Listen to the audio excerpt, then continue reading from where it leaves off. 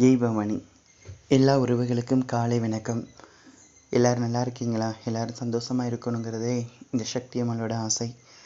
ஆன்மீகத்தில் உறைந்து ஆன்மீகமே தன் வாழ்க்கை என்று நினைத்து அந்த ஆன்மீக பயணத்தோடு சில பேர் இருப்பாங்க.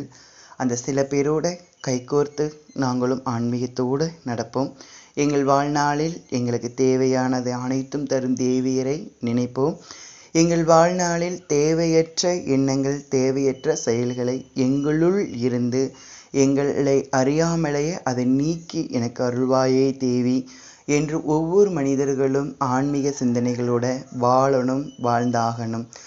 அப்படி வாழும் பொழுது நம்மளோட வாழ்க்கையில் தேவையான ஒரு விஷயங்களை தேவியர்கள் நம்முள் வந்து தந்தருள்வாள். தேவையற்ற பொருளை நம்முள்ளே இருந்து அதை நமக்கு தேவையில்லை என்பதை அறிந்து அதை தீர்த்திடுவாள். தீர்க்கும் நேரத்தில் தேவை அதுதான் என்று நினைக்கும் உங்கள் மனதில் அது தேவையில்லை என்ற ஒரு நிலை அறிந்து அவள் எடுத்து வெளியே விடுவாள். அதை உணருங்கள்.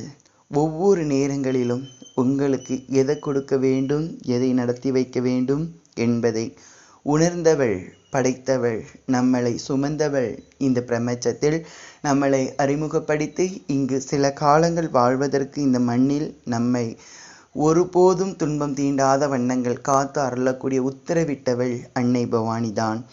காலங்கள் வெகு வேகமாக சென்று கொண்டிருக்கிறது. கொஞ்ச காலத்துக்கு முன் நம் எண்ணம், நம் நடத்தை, நம் செயல் எந்த அளவுக்கு இருந்தது என்று எண்ணி பார்க்கும் நேரத்தில் கடந்து வந்துவிட்டோம். பல வருடங்களை தாண்டி இன்னும் கடக்கப் போவது சில வருடங்கள் மாத்திரம்தான். இந்த சில வருடங்களில் நம் கட்டாயமாக அழியாத வரம் பெற்ற தேவியின் அருளோட அவள் பாதத்தை பிடித்து நம் வாழ்க்கையை இறுதி நாட்கள் இருக்கும் வரை கடந்து செல்வதில் மிக மகிழ்ச்சி அடையக்கூடிய ஒவ்வொரு மனிதர்களும் மிக மகிழ்ச்சியோட இந்த அடையாளத்தை நாம் ஏற்றுக்கொள்ள வேண்டும். துன்பம் சில நாள், இன்பம் சில நாள் என்பது அனைவரும் சொல்லக்கூடிய ஒன்றுதான். ஆனால் துன்பத்துக்கும் இன்பத்திற்கும் வார்த்தைகள் மாத்திரம்தான் வித்தியாசம். வார்த்தைகள் மாத்திரம் வித்தியாசங்கள் இருக்கும் பொழுது துன்பத்தை இறை வழிபாடுகளோடு இருப்பவர்களுக்கு துன்பம் இன்பமாகத்தான் தெரியும். ஒரு தனிநபராக இருந்துவிட்டால் அவர்கள் தேவைகளுக்காக துன்பம், அந்த தேவைதான் இல்லை, நடக்கவில்லை என்றால் அது துன்பமாக மாறிவிடுகிறது.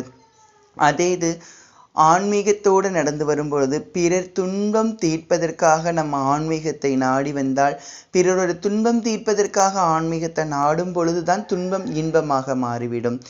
ஒவ்வொரு பேரண்ட்ஸும், ஒவ்வொரு பெற்றோர்களும் தன் பிள்ளைகளை நல்லா படிக்க வைத்து நல்ல உயர்ந்த நிலைகளுக்கு நல்ல வேலைகளில் அமர்த்திவிட வேண்டும் என்ற ஒரு நோக்கத்தில் தான் இந்த உலகத்தில் அனைத்து பெற்றோர்களும் வாழ்கின்றார்கள், வாழ வைக்கின்றார்கள், வளர்க்கின்றார்கள். ஆனால் அவர்கள் இந்து மதம் சார்ந்தவர்கள்தான். அவர்கள் எல்லா இடங்களுக்கும் செல்லக்கூடியவர்கள்தான். வேற மதத்தவர்களை நாடி பாருங்கள், வேற மதத்தவர்களை தேடி பாருங்கள். அங்கு தெரியும் ஒவ்வொரு மதத்திலும் ஆன்மீகம் என்ற ஒரு சொல்லுக்குள் இருக்கக்கூடிய ஒரு பிள்ளைகளை ஊக்குவிப்பார்கள், அதை படி வாழ வைப்பார்கள். அது பெருமை கொள்ளும் விதமாக வெளியிலே அவர்கள் பேசிக்கொள்வார்கள்.